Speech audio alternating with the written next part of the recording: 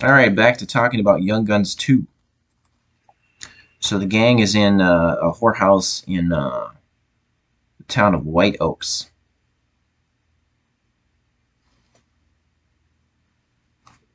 And Tom warns Billy about basically like a lynch mob outside because they're all covered in they have masks on and the torches because I guess it's nighttime and someone has a noose. So he warns Billy, saying they don't tolerate scum. All right. The men outside hold the woman that was in charge of the whorehouse hostage. Her name was Jane Greathouse. Deputy Carlisle wants to enter the whorehouse and talk with Billy and the gang.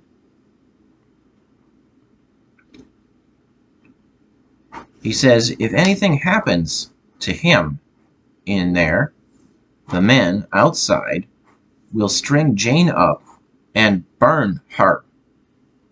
That's how he says it. Kind of funny. Kind of talks funny. Burn her. All right. Then Carlisle asks, okay, after they agree to the terms, Billy says, we agree to those terms. And then Carlisle goes inside the whorehouse. Carlisle asks who the leader of the gang is, which is kind of funny. Why didn't he just assume that Billy was the leader of the gang?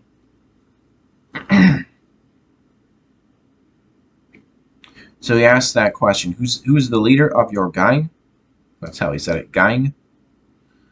And then there's this funny moment where Dave and Billy are going back and forth, saying that each one of them is the leader of the gang.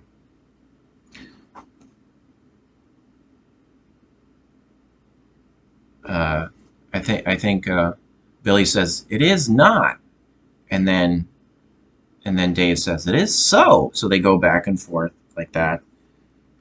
So the camera's panning back and forth on Dave and Billy. So kind of like a childish moment it's a humorous moment in the movie. So Carlisle's probably like, well, what's going on here? Carlisle says, oh, later, and then later, Carlisle says that I do things the law way. And then Billy says, which way? Carlisle says, law way. It's funny how he talked in the movie, Carlisle. All right. Then Carlisle says if Billy gives Chavez to the men outside, they'll be satisfied. It's assumed they will hang Chavez because they have a noose out there.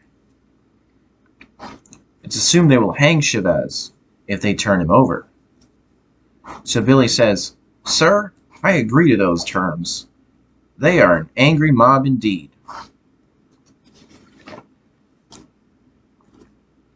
Billy takes Chavez's hat, hands it to Dave. He also takes the blanket that was covering Chavez.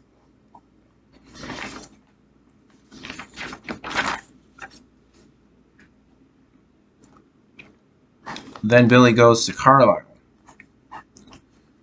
and says, now, Mr. Lawway, may I see your hat? Carlisle says, I really don't see how hats are relevant in this situation. Billy points his gun at Carlisle's head and says, I do. Dave puts Chavez's hat on Carlisle. He takes off Carlisle's jacket. Billy takes Carlisle's gun. Then Billy says, there, now I can talk to you. Now you don't look like such a politician. Carlisle says, "Can I take the Indian or not?"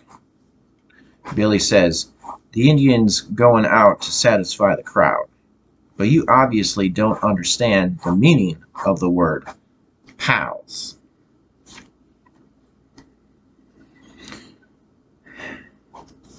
"You think I'd hand my friend over to a bucket of mule dung like you? That's an insult. Turn around, Chief." Billy puts Chavez's blanket over Carlisle. So he's got Chavez's hat on and the blanket. Carlisle does. Okay, and then Billy yells to the mob outside, and he's pushing Carlisle out the door. So Billy yells, "All right, you white caps, we're coming out, but we're coming out shooting." Dave opens the door.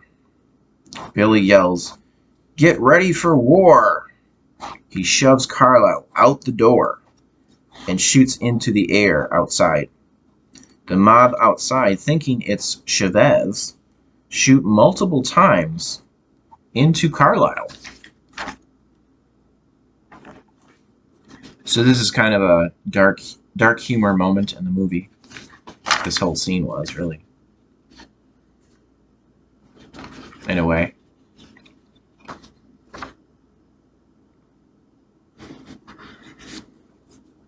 Because the lynch mob goes up and they realize that they shoot they just killed their deputy.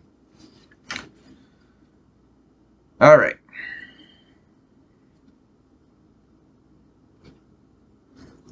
And then later, Pat shows up after the gang left town.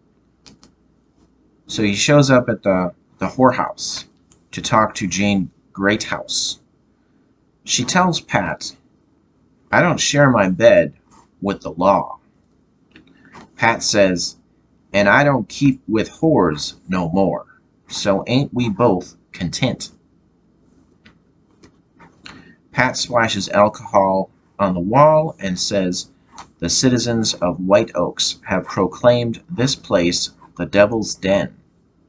As sheriff of Lincoln County, I have to honor and protect their civic virtues."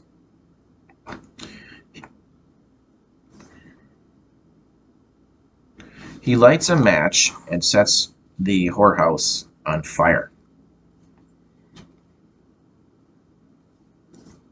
Jane says, "I'll show them what my civic virtues look like. All those stall-fed tender feet with their Eastern shin plaster and their Sunday wives in their Sunday dresses with a preacher at the back door by morning to see if they got the Connecticut blue laws tattooed on their lily-white buttocks." So as she's saying this, she's taken off she's undressing. Jane goes outside wearing only shoes, stockings, gloves, and a hat.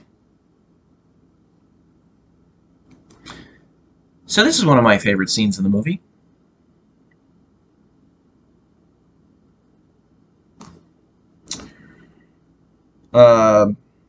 She gets on a horse and says, "White Oaks, you can kiss my ass."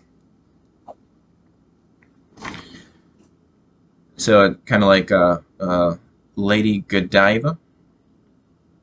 I suppose I could look that up quick. Although that's kind of most people I think know of Lady Godiva. Godiva. So I looked it up before. Yeah.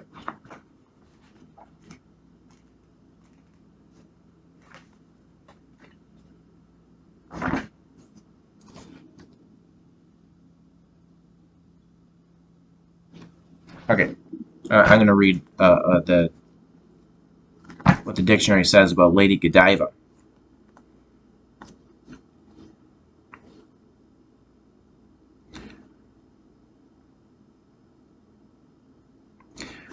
English noblewoman, wife of Leofric, Earl of Mercia.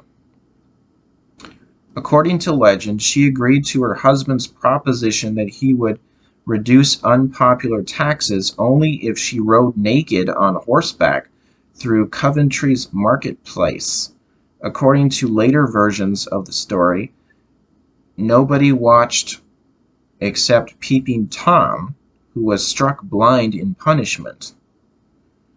Alright, so Lady Godiva died in 1080.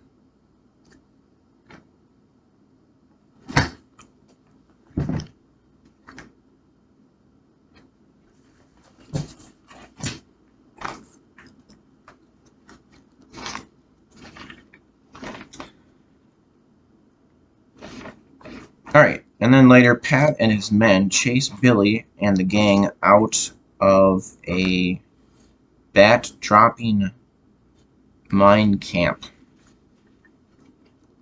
Guano?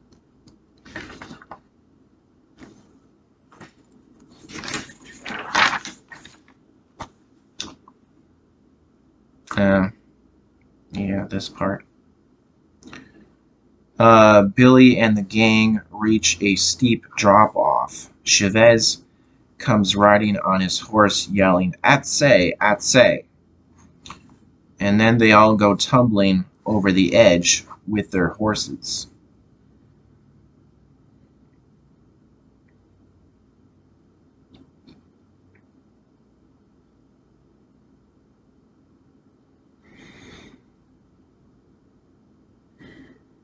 Pat says even their horses are crazy. Billy and the gang get back on their horses. Dave's horse gets shot